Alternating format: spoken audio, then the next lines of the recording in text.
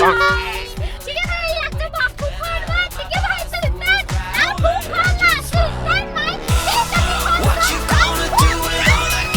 ว้าวทุกคนคะตอนนี้นะคะเรากำลังจะถึงที่หมายแล้วนะคะชิคกี้พายหิวมากอ่ะท้องชิคกี้พายร้องแกวกแกวกแกวกตอนนี้เราอยู่ที่เซเว่นอีเลฟเว่นนะคะขอพักกินข้าวแป๊บหนึ่งนะคะไม่หรอกชิคกี้พายซื้อมากินในรถนี่แหละโอเคเราได้อาหารแล้วนะคะขอกินข้าวแป๊บหนึ่งนะคะและจุดมุ่งหมายปลายทางของเรานะคะทุกคนค่ะ7 นาทีจะถึงแล้วนะคะวันที่10โอเค that's it น้ำเปล่าอีกแล้วรับเกียรติน้ำเปล่าnot too bad ว้าสติกเกอร์ชิคกี้พาย CFC เดี๋ยวอีกไม่นานนี้นะคะเดี๋ยวชิคกี้พายจะขายไก่แล้วนะคะนี่ค่ะข้าวพะแนงหมูนะ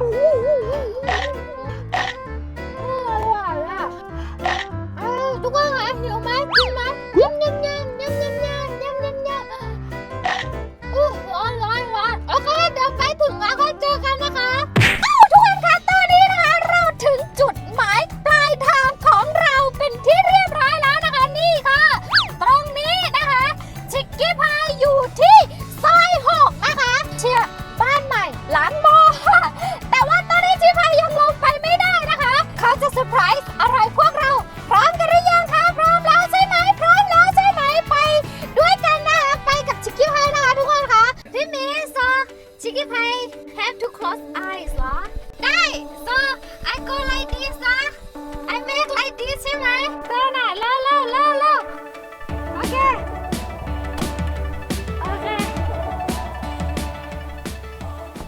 ตอนนี้ใช่ไหมเหมือนกับเป็นบลายฟูอ่ะโอเค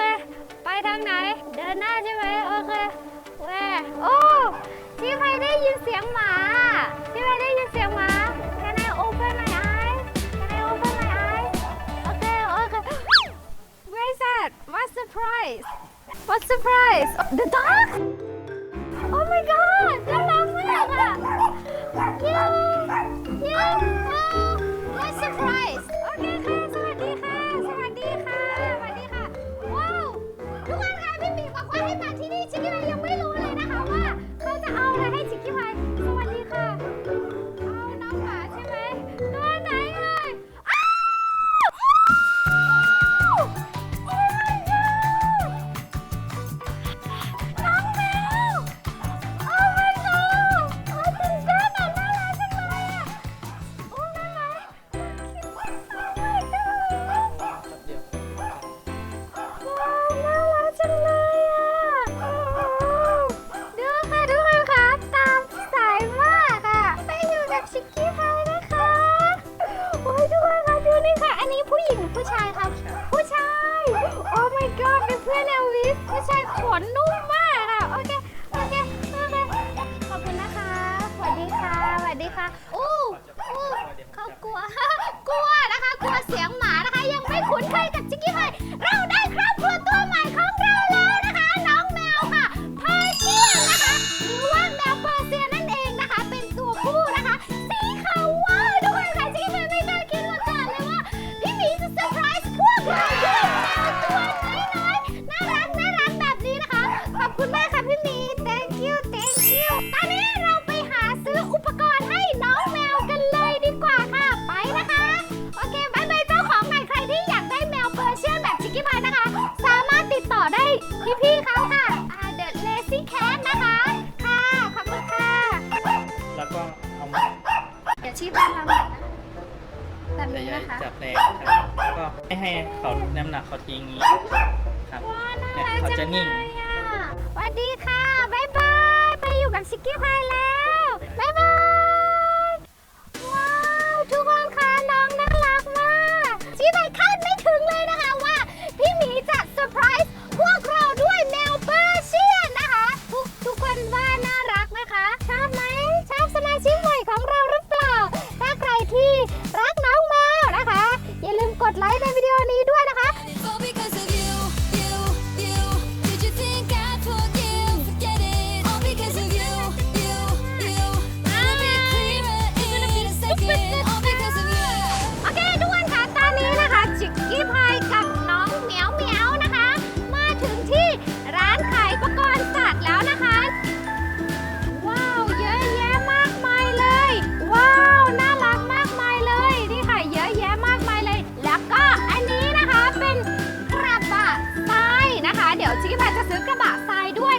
ราะว่าเวลาฉี่เวลาอึจะได้ง่ายสำหรับน้องแมวนะคะ ทุกคนคะเราจะเอาสีไหนดีอ่ะสีนี้สีนี้สีนี้หรือว่าสีนี้ดีเอาสีไหนดีเอาสีนี้สีนี้ไหมเอ้าหรือว่าสีนี้สีนี้นะสีนี้เหรอโอเคงั้นก็เอาสีนี้แล้วกันเนาะมันจะได้เหมาะกับน้องนะคะโอเคเอาวันนี้ค่ะเราได้กระบะทรายแล้วนะคะนี่ค่ะด้านนี้เดี๋ยวเราจะต้องเอาอันนี้ด้วยเห็นไหมคะจุกน้ำนะคะโอเคเอาสีนี้แล้วกันเนาะเราจะต้องไปหาของเล่นสำหรับน้องแมวนะคะไม่อยากได้อันไหนคะอยากได้อันไหนโอเคอันนี้เดี๋ยวเอาอันนี้ให้น้องด้วยนี่ค่ะเดี๋ยวชิคกี้พายจะใส่อันนี้ให้น้องเป็นสีชมพูนะตามชิคกี้พายมาเลยชิคกี้พายชอบแบบนี้นะคะเดี๋ยวเอาสีแดงนี่แหละโอเคทุกคนคะเดี๋ยวไปหาอาหารแมวก่อนนะคะนี่ไงทุกคนคะเดี๋ยวชิคกี้พายเอาอันนี้เป็นทรายนะคะโอเคเอาอันนี้โอเคทุกคนคะตอนนี้นะคะเราได้ทรายกระบะทรายแล้วก็ของเล่นน้องนะคะแล้วก็รวมทั้งปลอกคอน้องตอนนี้นะคะเหลืออาหารนะคะเราไปหาอาหารดีกว่าชิคกี้พายไม่รู้ว่าจะเลือกอาหารแมวชนิดไหนนะคะเพราะว่าชิคกี้พายไม่เคยมีแมวมาก่อนพวกเราเอาอันไหนดีเอาแบบไหนดีชิคกี้พายเอาแบบนี้แล้วกันนะคะเอาแบบนี้นะคะโอเคนะโอเคนี่ชิคกี้พายเอาแบบนี้นะคะนี่เหมาะสำหรับน้องแมวตัวเล็กๆนะคะคิดขี้หนูปูดแล้วก็ต่อไปก็จะเป็นของที่กินเล่นนะคะไปนี่ชิคกี้พายเอาอันนี้ด้วยเอาแบบนี้ด้วยนี่ค่ะเอาอันนี้เนาะพอไหมโอเคหวีอยู่ข้างหน้าไหนบอกสักหน่อยเอาแบบนี้โอเคสีชมพูอ้าวนะคะโอเคเอาอันนี้จ่ายตังค์ก่อนนะคะเดี๋ยวเจอกันที่บ้านนะคะบ๊ายบายแล้วนะคะแล้วตอนนี้ชิคกี้พายเอาน้องอยู่ในกระเป๋าชิคกี้พายแบบนี้นะคะว้าวน่ารักจังเลยแต่ว่าตอนนี้เดี๋ยวชิคกี้พายจะไปเซอร์ไพรส์ซูซี่กับเจ้านะคะไปค่ะตามชิคกี้พายมานะคะ Hi Susie Hello Hi I got you something I don't know close your eyes Okay come here close your eyes Okay are you readyนะOkay open this I give you a bag No not just bag Yeah can you open that Oh my god so cute Yeah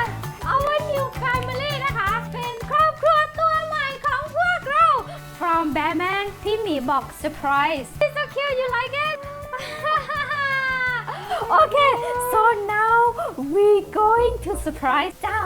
ไป surprise เจ้านะ Susie put it right here Okay put it back so we gonna go surprise เจ้านะคะไปYahoo What you doing ใครเนี่ย Yahoo ก็รู้แล้ว โอเคทุกคนคะนี่เจ้านะคะเพื่อนชิคกี้พายซื้ออะไรมาให้เจ้าอ่ะหลับดีๆนะหลับตาโอเคหลับตาแล้วนะโอเคตระเวนหลับตาโอเคเดี๋ยวเมาหัวอ้วกเสียก่อนนะคะโอเคซูซี่ ready โอเคเจ้าไม่ใช่กระเป๋าอันนี้กระเป๋าชิคกี้พายโอเค no it's a boy เป็นผู้ชายใช่พวกเราดีใจไหมน่ารักไหมน่ารักมากพี่หมีเซอร์ไพรส์พวกเราทุกคนค่ะดูสิพี่หมีใจดีนะเซอร์ไพรส์พวกเราเป็นครอบครัวตัวใหม่ของพวกเราน่ารักไหมคะเปอร์เซียนใช่ขนนุ่มมากอ่ะนี่นุ่มกว่าผมคนนี้อีกนะคะโอเคทุกคนค่ะตอนนี้เดี๋ยวเราจะพาไปเซอร์ไพรส์เจ้ากระต่ายของเรานะคะไปเดี๋ยวชิคกี้พายเอาไปก่อนนะโอเคยูฮูนี่ซูซี่อยู่นี่โอเคตอนนี้เราไปเซอร์ไพรส์เจ้ากระต่ายดีกว่าไปเร็วโอเคทุกคนค่ะมาเร็วโอเคเดี๋ยวชิคกี้พายลงไปก่อนนะคะ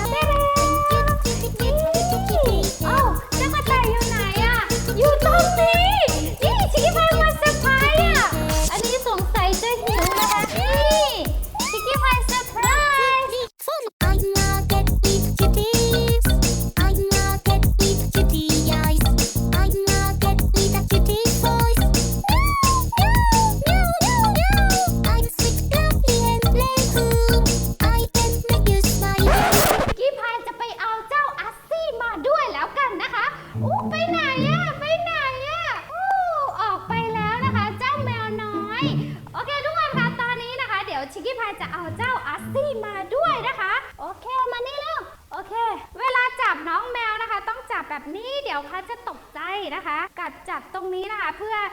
เขาจะได้รู้สึกว่าแม่เขาอยู่กับเขานะคะโอเคทุกคนคะตอนนี้นะคะชิคกี้พายมาอยู่ที่ห้องนอนของชิคกี้พายนะคะตอนแรกนะคะชิคกี้พายนึกว่าจะเซอร์ไพรส์เจ้าอัสซี่ด้วยนะคะแต่เนื่องจากว่าน้องยังอายุยังน้อยนะคะแล้วก็เพิ่งได้มาใหม่นะคะชิคกี้พายกลัวว่าน้องแมวสุดน่ารักของเรานะคะจะกลัวเจ้าอัสซี่นะคะแล้วก็อยู่กับอัสซี่ไม่ได้เพราะว่าขนจากอัสซี่มันแข็งนะคะแล้วก็นี่ค่ะเราได้ของเล่นแบบนี้นะคะแล้วก็นี่ค่ะเป็นของเล่นของน้องนะคะชิคกี้พายมีจุกน้ำนะคะแต่ก็มีลูกบอลด้วยเอาไหมน่ารักไหมเล่นดิสวยไหมชอบไหมเดี๋ยวก็ชอบเองแหละแล้วนี่ก็เป็นกระบะทรายของน้องนี่ค่ะเรามีขนมสำหรับน้องแมวด้วยนะคะนี่ค่ะเยอะแยะมากมายเลยโอ้ดีชิคกี้พายยังไม่ได้ใส่อันนี้ให้น้องเลยเอามาใส่ดีกว่าเดี๋ยวชิคกี้พายจะใส่อันนี้ให้น้องแล้วนะคะว้าวน่ารักไหมคะสีชมพูใช่ค่ะนี่ออกออเรนจ์นิดหน่อยนะคะนี่ค่ะดูกล้องกันเร็วทุกคนค่ะน้องยังไม่คุ้นเคยกับกล้องนะคะก็เลยอายนิดนึงแมวของพวกเราน่ารักไหมคะชิคกี้พายมีอาหารให้น้องแมวด้วยนะคะเป็นวิสกัสก็ชิคกี้พายซื้อมาเป็นกระป๋องเล็กนะคะโอเคทุกคนคะตอนนี้นะคะถึงเวลาที่ชิคกี้พายจะเซอร์ไพรส์เจ้าแมสกับเจ้าเอลวิสนะคะมาดูกันว่าเจ้าแมสกับเจ้าเอลวิสจะชอบน้องแมวของเราหรือเปล่านะคะแมวกับแมวพบกันทีไรก็เรื่องใหญ่พร้อมไหมเดี๋ยวชิคกี้พายเก็บของแป๊บนึงพร้อมที่จะเจอแมสกับเอลวิสไหมเอาเจ้าแมสกับเอลวิสมาเลยค่ะเอาเอลวิสก่อนนะคะเอลวิสเดี๋ยวชิคกี้พายให้ดมก้นนะคะเพราะว่าน้องหมาจะได้รู้ว่านี่เป็นแมวนะคะตอนนี้นะคะชิคกี้พายให้เอลวิสแล้วก็น้องแมวนะคะทำความคุ้นเคยกันก่อนนะคะโอเคเอลวิสใส่หางแบบนี้นะคะแสดงว่าเอลวิสชอบนะคะโอเคเอลวิสเสร็จแล้วนะคะชิคกี้พายต้องให้เอลวิสไปพักก่อนนะคะเอลวิสยูโกโอเคแม็กกี้แม็กซ์right here โอ้ทุกคนค่ะดูเจ้าแม็กซ์ตัวใหญ่เลยเอลวิสกับแม็กซ์มาด้วยชิคกี้พายรู้นะคะว่าทุกคนอาจจะกังวลนะคะแต่ว่าพวกเราไม่ต้องกังวลนะคะเพราะว่าชิคกี้พายดูแลกันแบบนี้ค่ะชิคกี้พายอยู่ดูแลแบบใกล้ชิดนะคะเดี๋ยวน้องคุ้นเคยกันเองค่ะโอเคทุกคนค่ะตอนนี้นะคะชิคกี้พายตัดสินใจเป็นที่เรียบร้อยแล้วนะคะเดี๋ยวชิคกี้พายจะโชว์น้องแมวให้กับอัสซี่นะคะคาเมล่าไปเอาอัสซี่ให้หน่อยชิคกี้พายอยากกินขี้แมวอ่ะไม่เคยกินอึแมวเลยอ่ะ น่ารักไหมคะมันเหมือนทีครับอ่ะทุกคนดูสิว้าวกล้องนี้เร็วโอเคคาเมล่าเอาเจ้าอัสซี่มาแล้วรู้จักอัสซี่ไหมอัสซี่กำลังน่ารักไม่ต้องกลัวอุ้ยมันวิ่งหนีอ่ะอัสซี่เจ้าอัสซี่วิ่งหนีไปแล้วนะคะโอเคมาดูนี่ค่ะว้าวสงสัยน้องอัสซี่จะกลัวนิดหน่อยนะคะทุกคนค่ะว้าวอัสซี่ไม่เป็นไรค่ะโอเคเจ้าน้องแมวแบบน่ารักมากคิ้วโอ้อัสซี่วิ่งหนีเธอด้วยค่ะตอนนี้โอเคไม่เป็นไรค่ะตอนนี้นะคะชิคกี้พายถือว่าน้องได้เจอกันเป็นที่เรียบร้อยแล้วนะคะเพราะว่าครอบครัวของเรามีกันเยอะเสียเหลือเกินนะคะโอเคเดี๋ยวเราไปเอาน้องกระต่ายอีกรอบหนึ่งนะคะ ตอนนี้น่ารักน่าชังมากเลยนะคะโอเคทุกคนค่ะตอนนี้นะคะเราเคลื่อนมาบนเตียงนะคะเจ้ากระต่ายตัวน้อยๆของเราอยู่ตรงโน้นนะคะโอเคเดี๋ยวชิคกี้พายจะให้น้องไปเล่นกับเจ้ากระต่ายนะคะ ทุกคนค่ะสองตัวนี้เข้ากันได้ดีมากเลยนะคะ ว้าวมาดูความน่ารักของมันค่ะโอเคไปนู่นเลยทุกคนนะคะดูค่ะเขาชอบที่นอนของชิคกี้พายมากเลยนะคะนี่ก็น่ารักค่ะขนนุ่มมากเลยนะคะทุกคนค่ะสวัสดีครับผมน่ารักไหมครับบอกเขาสิสวัสดีครับผมน่ารักไหมครับถ้าผมน่า